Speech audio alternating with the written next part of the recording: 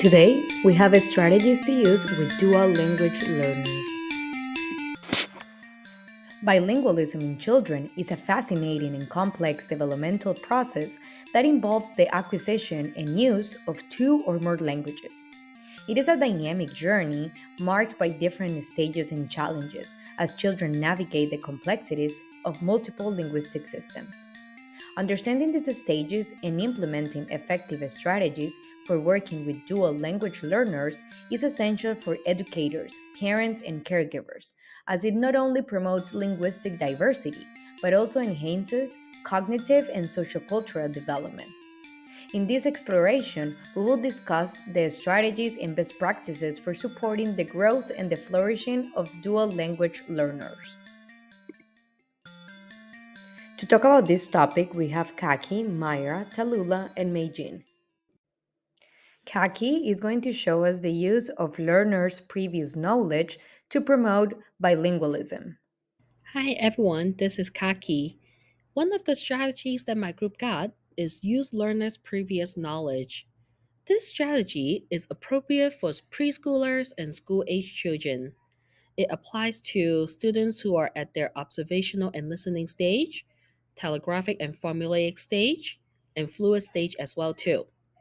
So before we proceed, let's talk about what previous knowledge is. Previous knowledge means what the student already know before learning the new information or ideas. Why we should use this strategy? The one of the reason is because it helps students to connect what they already know to the world before they expand their ideas. So here's an example of how we can use previous knowledge. So let's say this lesson is about weather. So at the beginning, we can talk about what weather is. Weather is how the sky is like outside. So after they know what weather means, we can ask the students what kind of weather they already know. And as they are sharing the weather they already know, we can draw a picture or we can put up a picture of the weather on the poster. As you can see it here, we can put the topic weather and also different kinds of weather that the students share. And after that, we can read a book about weather. And I chose an example book that is really good for the lesson. The title is What's the Weather Like? And in this book, I have a few pictures of how the inside pages looks like.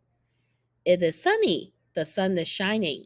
So if the student had already shared what they already know, we can say, oh, the student had already shared this is one of the weather. Very nice. And then we can also to talk about different kinds of weather that there are. And after the lesson, we can go back and then review what the poster says and also added whatever weather that the students just learned from the lesson. If you're interested about the lesson, I have the link here to the book. You can find it on Amazon or Target as well too. Thank you for listening to my presentation. Now, Myra is going to take us through the amazing journey of picture walks. Using short and simple sentences can also be useful for children who are learning a second language.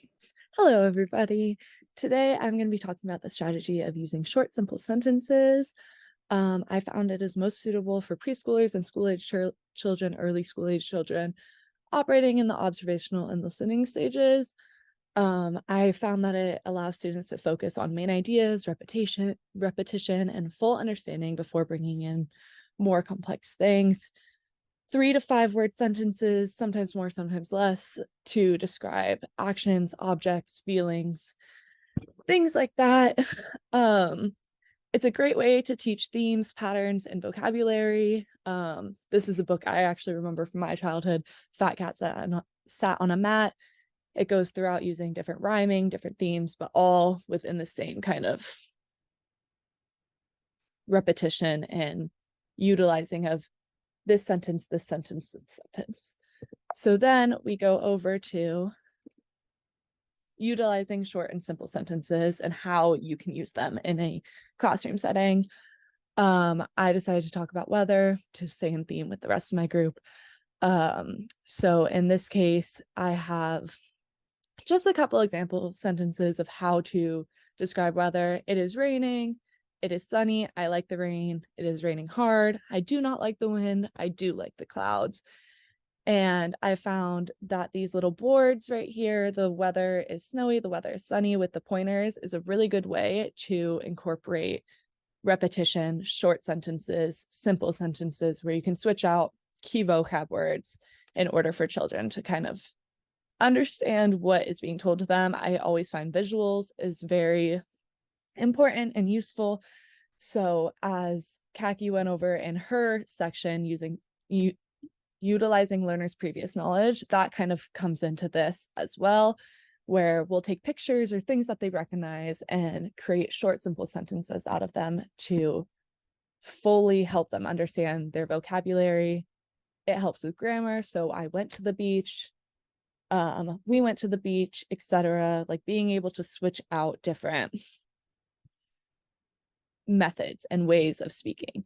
So in the warming up to, you can also, it's a great stepping stone to creating more complex sentences, such as I like sunny days because they make me comfortable, or I don't like rainy days because they make me sad, and filling in those kinds of, well, let's talk about this sentence. What does that make you feel? And kind of building the complexity while keeping the simplicity of what you are presenting to the child and giving them a lot of room to find more complexity in it, find repetition in it, find comfortability with it. So yeah, that's pretty much it. I think that short, simple sentences are a great way to introduce a new way of learning and new vocabulary and themes and rhyming and different ways to kind of understand the language you are using. Thank you, guys. And what about long, complex sentences? Here's a video of Mei Jin using this strategy in a classroom. She's reading the book The Very Hungry Caterpillar. 好，今天我们要讲什么？鹅的毛毛虫，鹅的毛毛虫。我们来看一下，他说月光上，叶子上躺着一颗小小蛋。然后呢，星期天早上谁出来啦？太阳出来了。他说，砰！然后从这个蛋里面爬出来了一条又小又饿的毛毛虫。它开始要找吃的，它爬呀爬呀爬呀爬呀。要星期一的早上，他吃了一个什么呀？苹果，一个苹果。然后星期二他吃什么呀？两个梨子，两个梨子，做手势两个，你的两个呢？对吗？会不会字简的？不会，两个梨子。好，那星期三他吃什么呀 ？Plum，几个？3个，我数一下，1、2、3，几个？3个李子。OK， 好。那星期四他吃什么呀？4个草莓。4个草莓，你对吗？4个草莓，这个，这样4个草莓，我们来数一下，1、2、3、4。然后星期五他吃了什么呀？这个是几个？5个。5个橙子，然后星期六他吃了一块巧克力蛋糕，巧克力蛋糕，然后这个呢，一个冰淇淋，一根黄瓜，然后一个 cheese，一条火腿，一根棒棒糖，然后一个樱桃派，然后一根香肠，一个蛋糕，然后一块西瓜。然后结果那天晚上毛毛虫的肚子怎么样？好痛哦，好痛哦，因为它吃太多东西了。然后第二天又是星期天，这次毛毛虫吃什么呀？是这个。这是什么呀 ？leaf 叶子。因为叶子是蔬菜类，所以毛毛虫吃了肚子好多了。然后现在毛毛虫它不饿了，它不再是一条小小的毛毛虫，它是一条又大又肥的毛毛虫了。然后它要帮自己建造了一个小房子，叫做茧。你要说茧，这是茧，它的房子。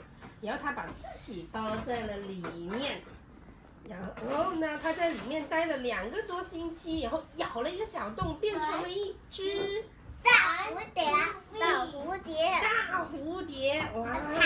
飞呀飞，飞呀飞。我们来飞一下，我们手飞呀飞，飞呀飞，大蝴蝶，对不对？好，所以我们今天讲的是什么故事啊？毛毛虫。